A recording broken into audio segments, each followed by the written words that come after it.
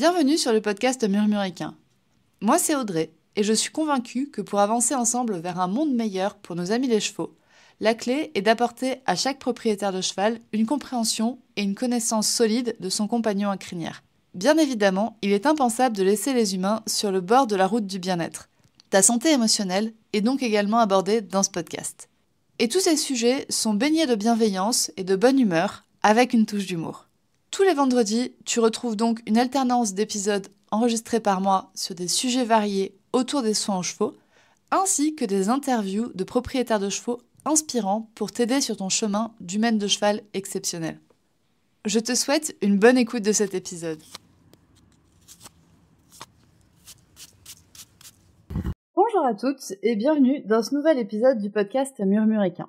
Alors, en ce moment, si vous me suivez sur Instagram, vous savez certainement, et puis si vous avez écouté les 2 derniers épisodes de podcast également, vous savez que l'état de mon cheval est pas ouf, et qu'il y a d'autres choses, peut-être, mais qu'en tout cas, je vais pas en parler tout de suite. Je vais pas en parler tout de suite dans cet épisode de podcast. J'en ai parlé avec des copines qui m'ont dit, tu sais, c'est bien de parler de toute ta vie, mais des fois t'as aussi le droit d'attendre un petit peu, de prendre du recul et d'en parler quelques mois après. Et je vais prendre leurs conseils au pied de la lettre sur ce coup-là. Je vais prendre leurs conseils au pied de la lettre. Je vais faire ça. Donc en ce moment, ça va dans ma vie, mais c'est pas non plus incroyable. Ce qui arrive au fait que j'ai absolument pas eu le temps de préparer ni d'enregistrer cet épisode avant. Là, j'enregistre cet épisode jeudi à 15h15. Épisode qui doit sortir vendredi. Donc voilà, je l'enregistre avec quand même un peu plus de 12 heures d'avance. Mais il est possible que le montage de cet épisode ne soit fini avec moins de 12 heures d'avance sur sa sortie. Bref, toujours est-il que j'avais pas beaucoup de temps, mais qu'il y avait un projet que j'avais un peu envie de faire depuis un moment, c'était de vous proposer un épisode de foire aux questions. Un épisode avec des questions qui vous trottaient dans la tête, qui étaient potentiellement intéressantes, potentiellement originales également. Soit des questions qui reviennent souvent, soit justement des questions qui sont originales et qui poussent un peu la réflexion. Donc j'avais proposé sur Instagram que vous me posiez des questions auxquelles vous vouliez que je réponde. Et vous étiez très partante pour cet épisode et vous m'avez posé un tas de questions. Donc j'ai fait le tri dans les questions qui étaient, comme dit, soit celles qui revenaient beaucoup, soit celles qui étaient très originales et que je trouvais un peu rigolotes. Donc c'est parti pour un épisode avec une foire aux questions.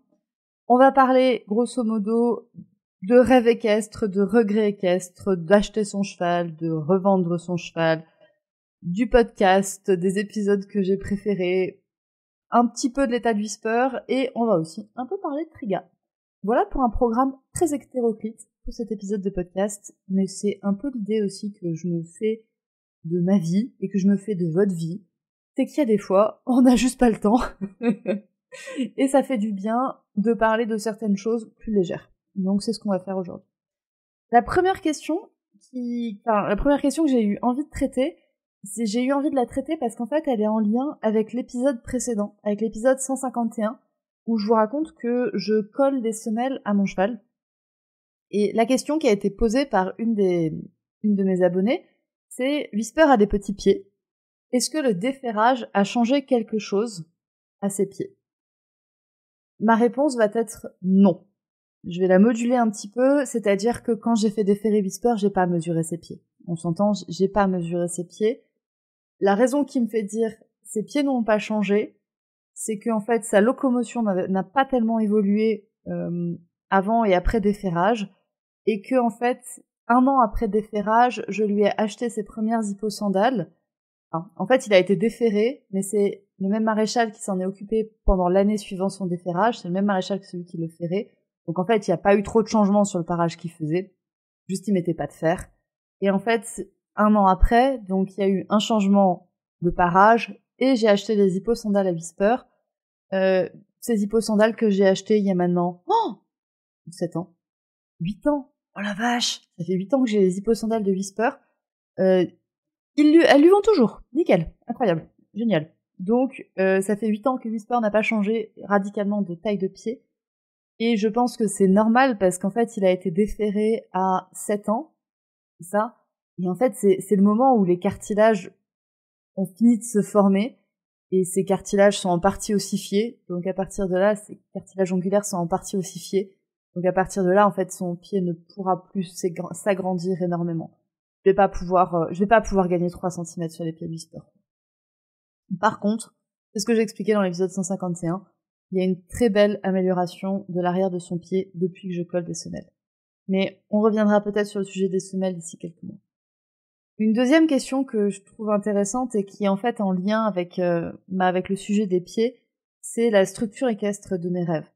Alors, je tiens à vous rappeler que j'ai fait un épisode de podcast sur comment choisir sa pension, c'est l'épisode 123, 1, 2, 3, rigolo. Et que du coup je parle des choix de pension, etc. Et là en fait, d'autant plus avec les problèmes de pied de Whisper, il y a aussi un point où la structure équestre de mes rêves, elle est sur sol stabilisé. Elle est sur sol qui n'est pas boueux et elle est sur une alimentation qui permet de gérer le poids de son cheval. Ces deux critères-là ont fortement remonté en fait dans ma liste de critères pour ma structure équestre de rêve ces derniers mois notamment. Je me rends compte de la chance que j'ai d'avoir mon cheval qui a les pieds au sec et une alimentation qui peut être adaptée à ces problématiques. Et ça, du coup, c'est des critères que je veux rajouter par rapport aux critères que j'ai cités dans l'épisode 123.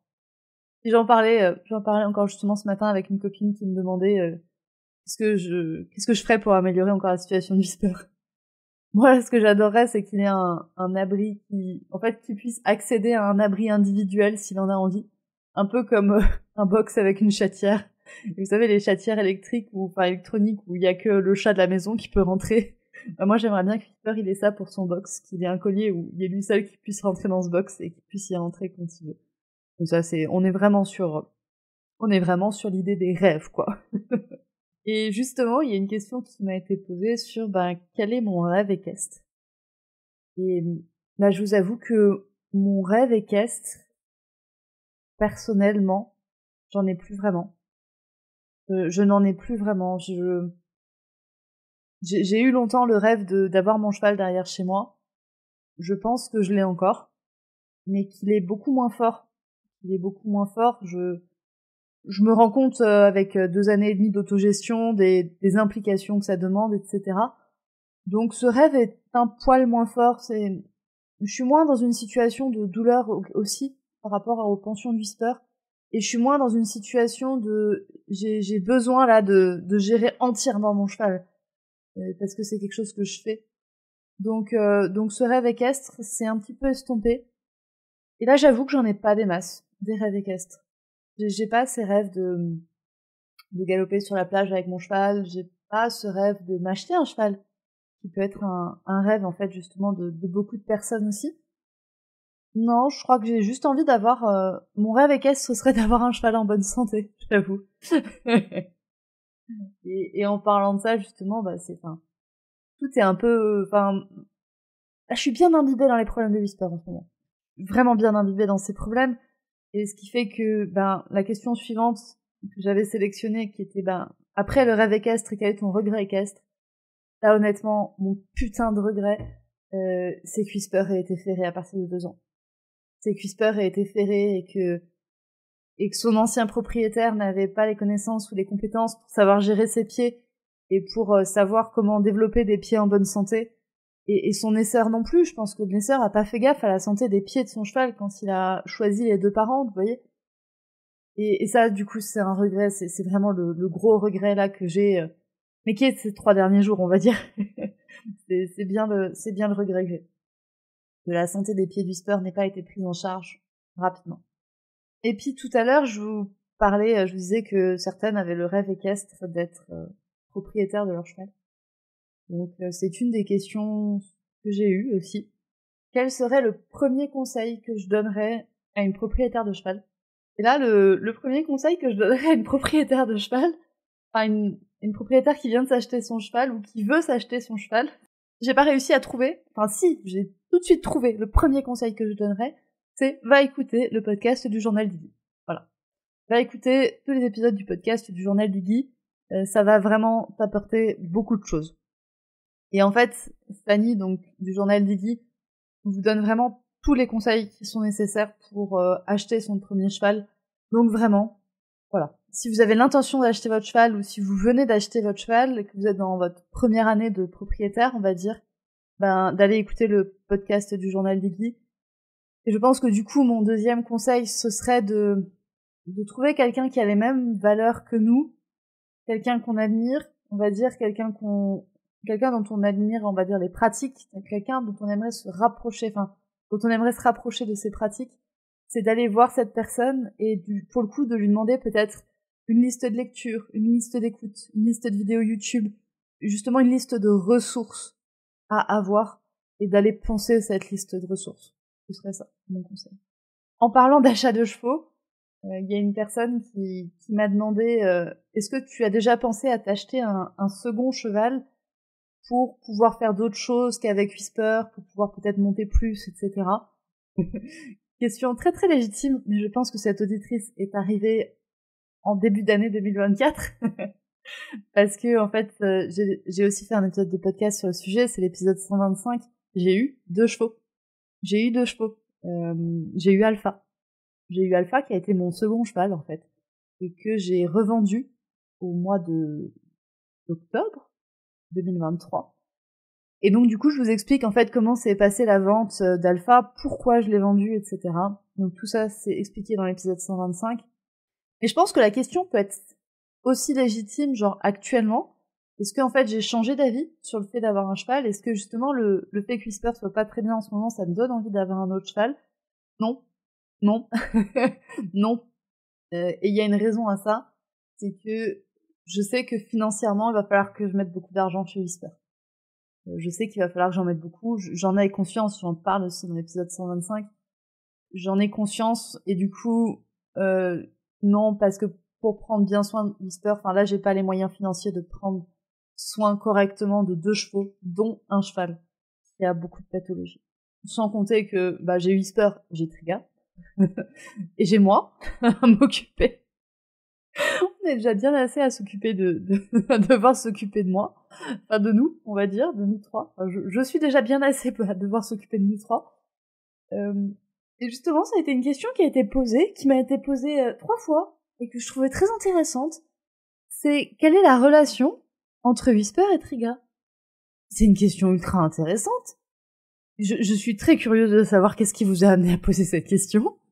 Je suis vraiment très curieuse. C'est une question que je me pose rarement. Au sens où, en fait, quand j'ai eu Triga, donc il y a maintenant presque 2 ans, je n'ai pas du tout cherché à créer une relation entre Whisper et elle. Je n'ai pas du tout... si vous voulez, j'ai mon chien, j'ai mon cheval, j'ai un lien avec mon chien, j'ai un lien avec mon cheval, mais j'ai pas du tout l'envie ou le rêve que mon cheval et mon chien aient une relation, aient un lien particulier. En plus du fait que moi je suis le lien, et que quand même ils doivent me partager, on va dire, entre guillemets, enfin, que des fois mon attention est divisée entre l'un ou l'autre. Et entre Whisper et Triga, c'est, je dirais neutre, en fait. Clairement, Whisper n'en a pas grand-chose à foutre de Triga, je pense. Il en a pas vraiment grand-chose à faire. Triga, c'est plus une relation avec les chevaux. Enfin, Triga adore engueuler les chevaux. Donc Triga adore m'aider à engueuler les chevaux. C'est vraiment très drôle. Je ne peux pas, même là encore, je pense que si je fais semblant d'appeler un animal, un de mes chevaux, Whisper ou Alpha ou même Happy, vous allez vous rendre compte qu'elle peut aboyer. Je vais essayer. Triga, il est où Alpha? Whisper? Voilà. Voilà. L'essai a été concluant. C'est-à-dire que Triga se sent obligé de m'aider. Vous voyez, c'est bon, là, elle est partie. Triga se sent obligé de vouloir m'aider quand j'appelle un cheval. Et se sent obligé de vouloir m'aider à le ramener, en fait, jusque chez moi. Et je pense qu'une de ses plus grandes frustrations dans la vie, c'est qu'elle n'y arrive pas. Parce que Triga fait 13 kilos. Et mes chevaux en font 500. Enfin, Whisper en fait 500, donc c'est impossible. Donc j'ai réussi, en fait, à ce que leur relation, justement, soit neutre, on va dire. Qu'il n'y ait pas d'animosité entre les deux. qui se tolèrent bien. Ils se tolèrent bien, voilà. Ils se tolèrent bien comme Whisper tolère très bien Triga, il essaie pas du tout de la charger ou quoi que ce soit. C'était plus ça que j'ai essayé d'éviter plutôt que de créer quelque chose. Et Triga, en fait, mon objectif, c'était qu'elle puisse m'accompagner partout à cheval. Et ça, c'est le cas. Sans être insupportable, on va dire. Donc ça, c'est le cas aussi. Donc voilà, il n'y a pas de relation, enfin, il n'y a pas de lien privilégié. Je suis désolée si je pète de la magie. mais mes animaux entre eux n'ont pas de lien magique. Enfin, vous voyez, c'est pas en mode Triga reconnaît que c'est son cheval, enfin, que c'est son pote. Ah bah, Whisper, il tolère aucun chien, mais Triga, il l'adore. Non, en fait, c'est très très neutre entre deux. Jusque-là, j'ai réussi à faire une suite relativement logique de questions, je trouve. C'est-à-dire qu'on a parlé des pieds de Whisper, de la structure équestre idéale pour moi, justement de mon rêve équestre, de mes regrets équestres, du conseil à une jeune propriétaire pour ne pas avoir des regrets, de m'acheter, de redevenir propriétaire d'un second cheval. Mais là, j'ai plus de suite logique. Là, j'ai plus de suite logique sur les questions. donc les questions qui restent, ça va être un petit peu plus wouhou, ça part dans tous les sens. Et il y a une question que j'ai trouvée très originale et que j'ai beaucoup aimée parce que je m'étais jamais posé la question.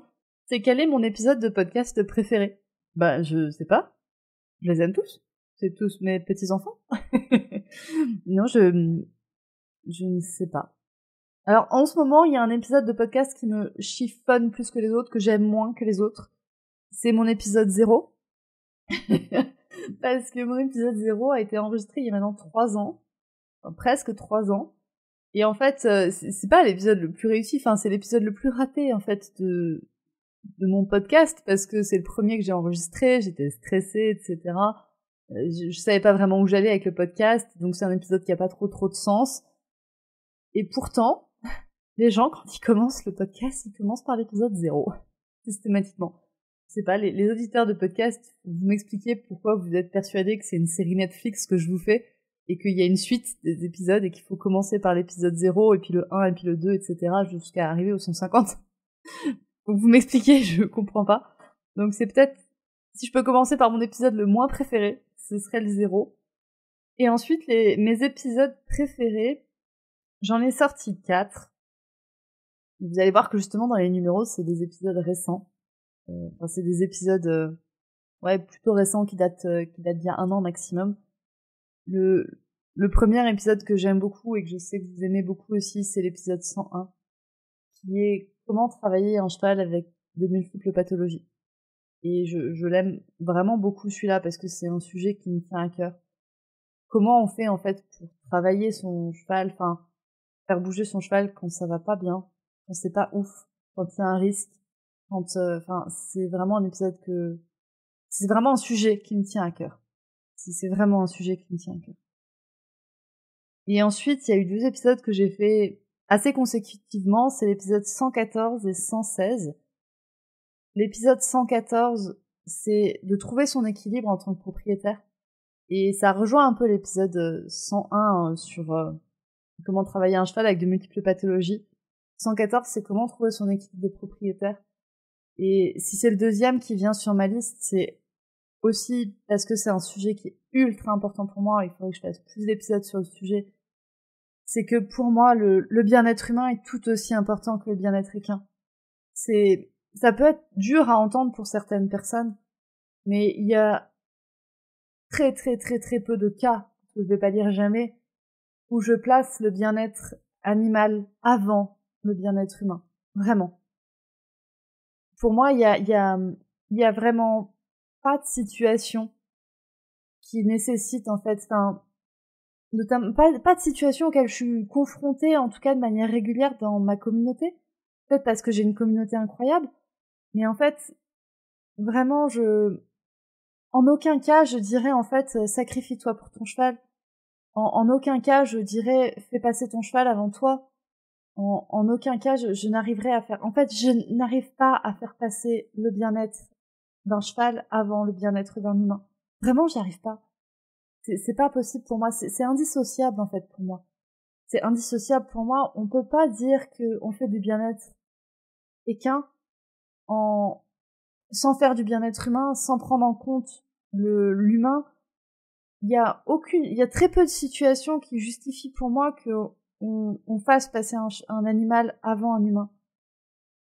Les deux méritent d'être pris en compte, en fait. Les deux, et vraiment, non, la situation est dure en ce moment. La situation est dure en ce moment. Pour moi, il y a aucune situation qui justifie qu'on devrait, en fait, dénigrer un humain, être violent avec un humain, être violent physiquement, verbalement ou n'importe. Il y a aucun cas qui nécessite qu'on soit violent envers un humain pour améliorer le bien-être d'un cheval. Jamais. Putain, ça doit être un épisode FAQ. C'est rigolo, putain. Ça doit être un épisode FAQ qui doit être léger. Je devais pas pleurer pendant cet épisode. Je devais pas. Ça devait être justement un épisode sans prise de tête.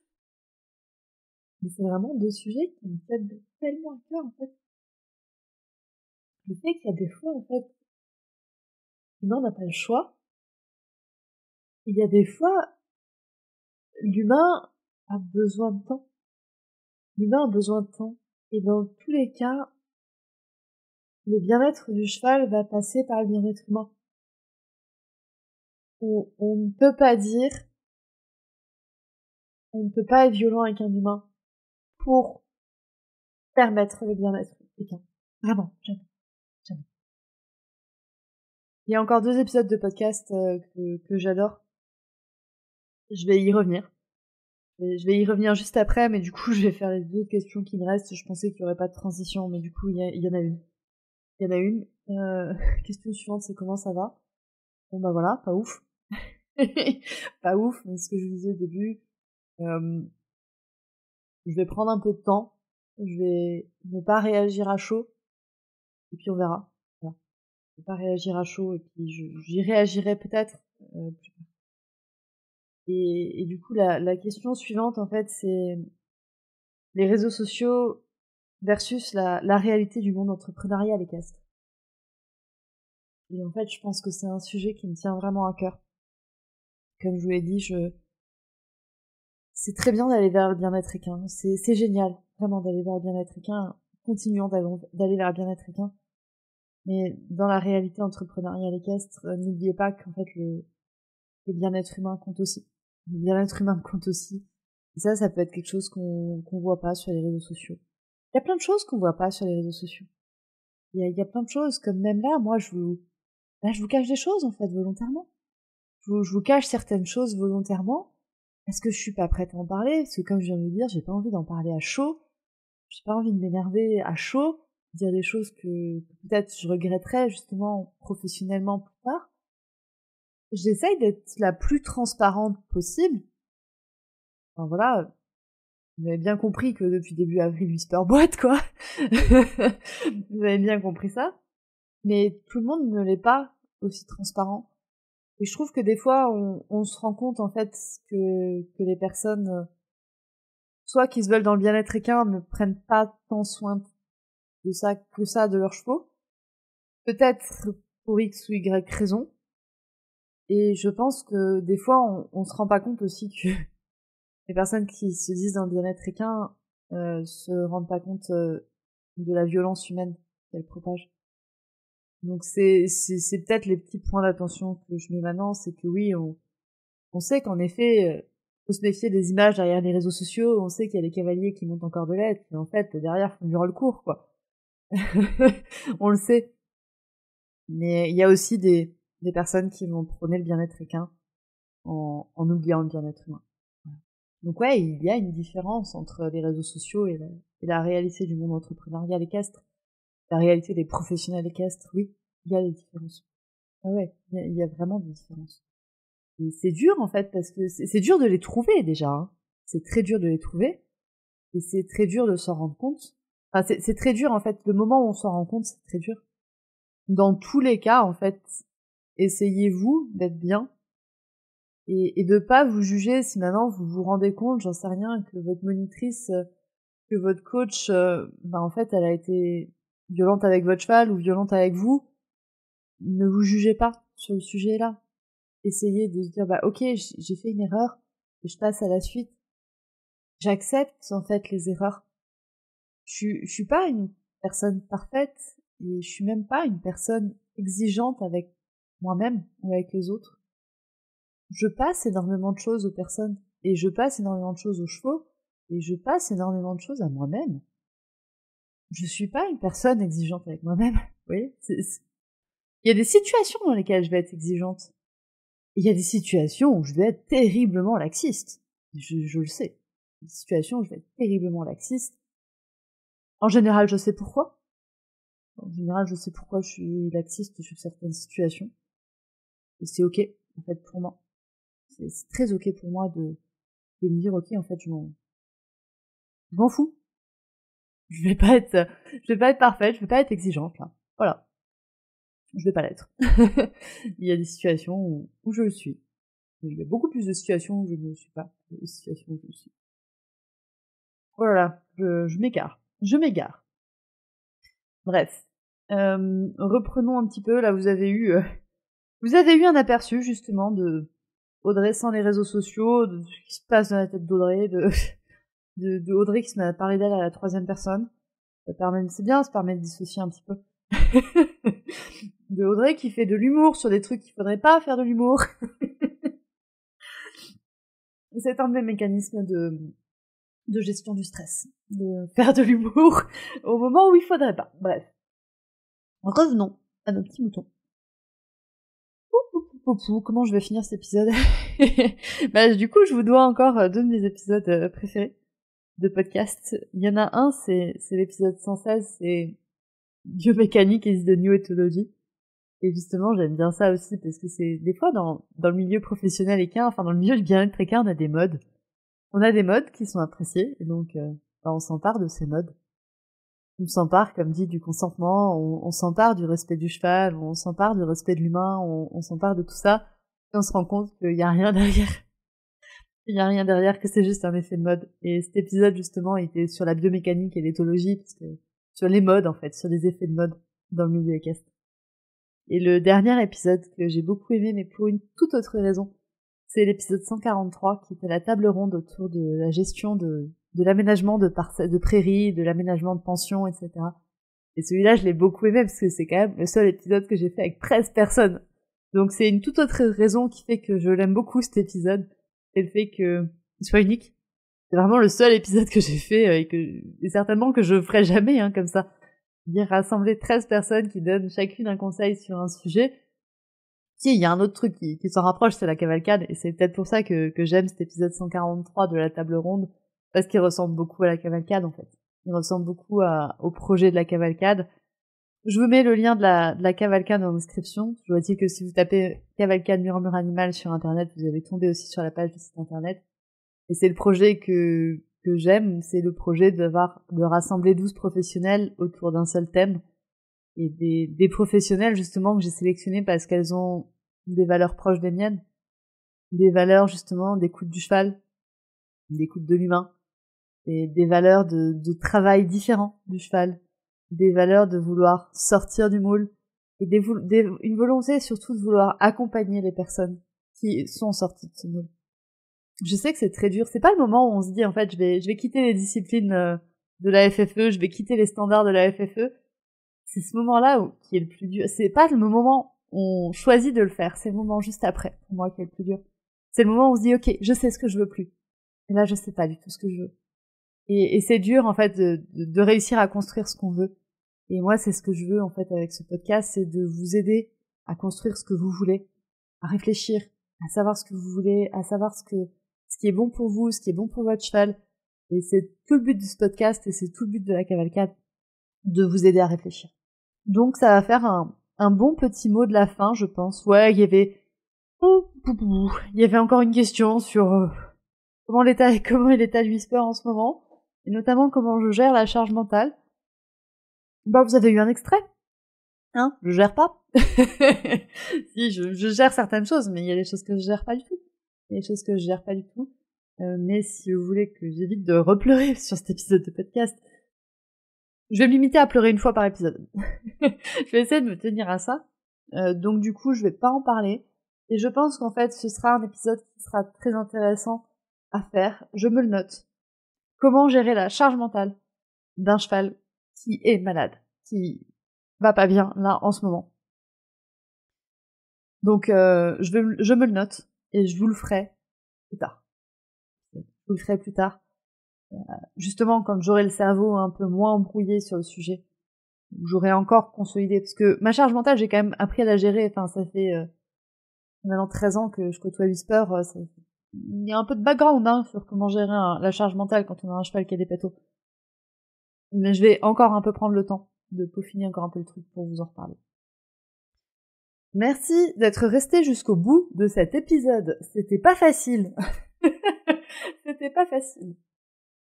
On était censé être sur un épisode facile, il a pas été. Désolé. On était censé être sur un épisode un peu plus léger. Il l'a certainement été. J'espère que, au travers de ces questions et de ces réponses, vous avez appris à me connaître un petit peu mieux. Que vous avez appris un peu à voir justement, on va dire, encore un peu plus ce que je suis derrière ce micro et ce que je suis derrière ces réseaux sociaux. Je vous remercie d'être resté jusqu'au bout, je vous remercie d'écouter ce podcast, je vous remercie de me suivre sur Instagram. Vraiment, merci du fond du cœur. Merci du fond du cœur de m'aider à croire en ce rêve que j'ai, qui est pas un rêve équestre, qui est un rêve professionnel, que en fait les chevaux soient bien et leurs humains à côté, que les chevaux et les humains puissent être bien ensemble. Donc merci de m'aider à croire en ça. Merci de me montrer tous les jours, par vos échanges, par vos réactions, par vos écoutes. Tout simplement, je vous vois. Je vous vois, ceux qui écoutent et qui ne disent jamais rien. Bah, merci d'être là. Merci d'être là et merci de m'aider à croire en ça. C'est la fin de cet épisode de podcast. S'il t'a plu, tu peux le partager à une personne de ton entourage qui pourrait également l'apprécier. Tu peux également venir me dire ce que tu en as pensé sur le compte Instagram murmure.animal. Je te remercie encore une fois de ton écoute et je te retrouve la semaine prochaine pour un nouvel épisode pour toujours plus de connaissances pour ton cheval et pour toi.